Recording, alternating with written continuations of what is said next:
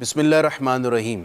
जो अहबाब सऊदी अरब में मुकीम हैं या उम्रा के लिए सऊदी अरब में हाज़िर हैं, याद रखें ईद उल फ़ितर की नमाज से कबल सदका फ़ितर अदा करना वाजिब है और ईद उल फ़ितर से कबल आखिरी अशरे में आप किसी भी दिन चाहें सदका फ़ितर अदा कर सकते हैं। जिस मुल्क में आप मौजूद हों वहीं की करेंसी रेट के मुताबिक सदका फ़ितर अदा किया जाना ज़रूरी है। हाँ, ये दीन आपको इजाज़त देता है।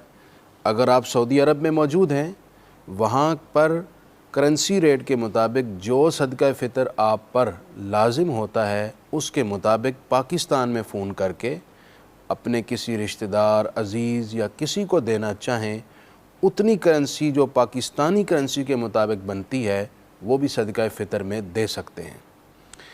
सदका फ़ितर में तमाम सदक़ात की तरह बेहतर ये है कि आप जितना ज़्यादा शरीयत की मिक़दार के मुताबिक सदका फ़ितर देना चाहें वो दें। ये ज़्यादा अजर और सवाब का बाइस है।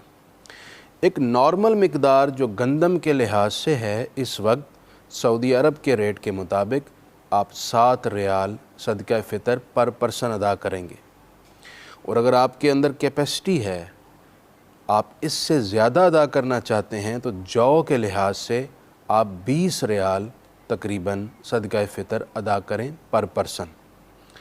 और इससे भी ज़्यादा अगर आप इस्तिताअत रखते हैं और अल्लाह के यहाँ से ज़्यादा इनाम पाना चाहते हैं तो खजूर के लिहाज से पर पर्सन 30 रियाल सदका फ़ितर अदा करें।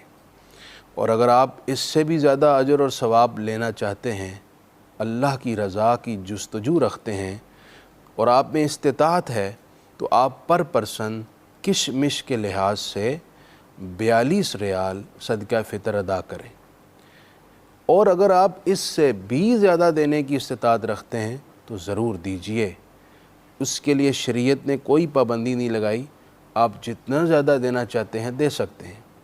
आप पर पर्सन अगर 100 रियाल देना चाहते हैं या इससे भी ज़्यादा देना चाहते हैं तो आप वो भी अदा कर सकते हैं।